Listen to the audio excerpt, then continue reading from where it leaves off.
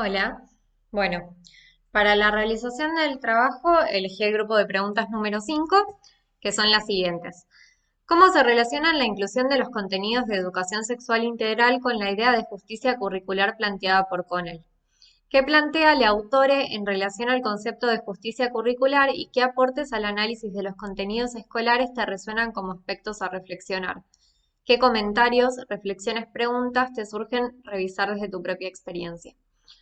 Bueno, para comenzar este recorrido voy a tomar a Connell, quien al hablarnos de justicia curricular hace hincapié en los intereses de los menos favorecidos.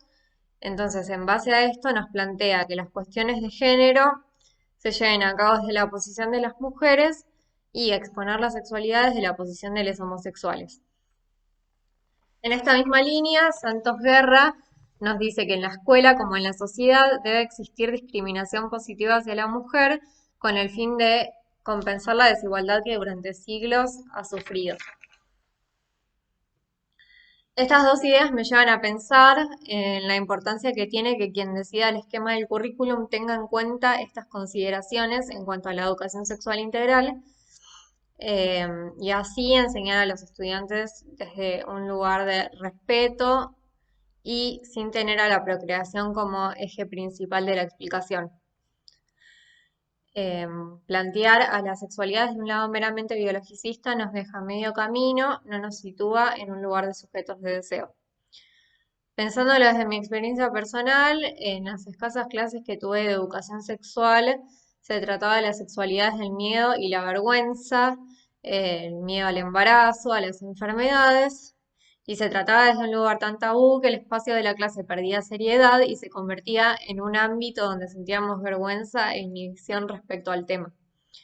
Graciela Morgade nos habla de esto. Ella nos dice que muchas veces la educación sexual se da creyendo que la finalidad es contener que suceda.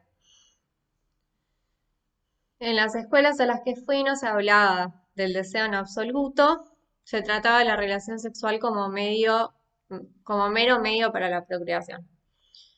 Cuando Connell habla de lo importante de llevar a cabo esta educación desde la perspectiva de los menos favorecidos, también me lleva a pensar que en las clases de las que formé parte siempre se trató la sexualidad desde un lugar binario y heterosexual. Lo que debería ser un currículum justo es abarcar a todos los géneros y orientaciones sexuales para que haya personas que no se sientan excluidas, pero además para que los que no aprendan a respetar y no lo vean como algo anormal o distinto, ya que los alumnos aprenden de esta forma porque no se les habla desde un lugar de inclusión. Esto parte de la formación de los docentes, que deberían prepararse para este punto y para otros. Otra cosa que se me viene a la cabeza, por ejemplo, que me parece que está bueno reflexionar, entre tantas otras cuestiones, es la poca información que se da respecto a la menstruación, ya que estemos acostumbrados a decirle indisposición o estar indispuesta, data de una alteración de la salud y le quita la naturalidad a un proceso que lleva a cabo el cuerpo. Escribiendo esto, me acordé de la charla que tuve con una docente amiga la otra vez. Em, Esta docente me contó de un comentario que hubo en su clase. Me comentó que un alumno hizo una diferenciación respecto al mal llamado parto natural y a la cesárea como si no lo fuese.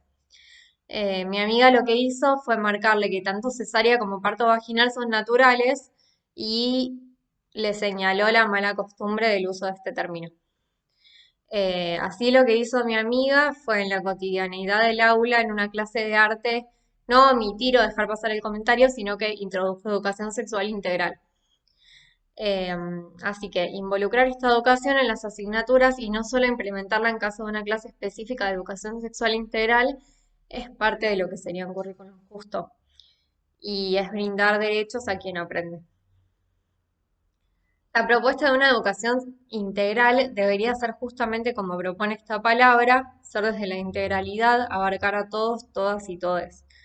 Si en los contenidos dados todos pueden sentirse parte, estaríamos respetando la justicia curricular de Connell. Se me vienen a la cabeza cuestiones cotidianas que denotan falta de educación sexual y me llegan a preguntarme si acaso no deberíamos luchar para que sea distinto para las nuevas generaciones.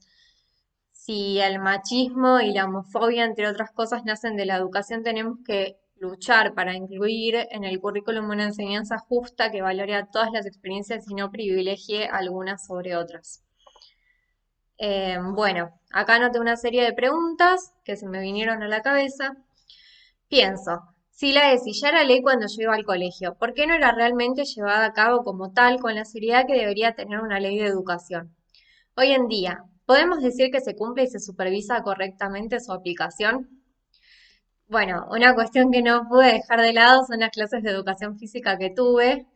Me acuerdo, por ejemplo, un colegio secundario al que fui, donde estuvimos todo un año las chicas bailando con cintas, mientras los chicos, como siempre, jugaban al fútbol o actividades similares donde las chicas no estábamos incluidas, no podíamos formar parte. Eso me lleva a pensar, ¿qué clase de justicia hay en esta imposición de deporte por género? ¿Pierde sentido hablar de inclusión cuando lo que se muestra es justamente lo opuesto? ¿Las clases de educación física están ahora a la espera de un cambio abrupto y necesario? Como conclusión, pienso que ya que el currículum es por definición una construcción cultural y una norma, debería cumplirse y plantear una cultura equitativa y justa. Gracias.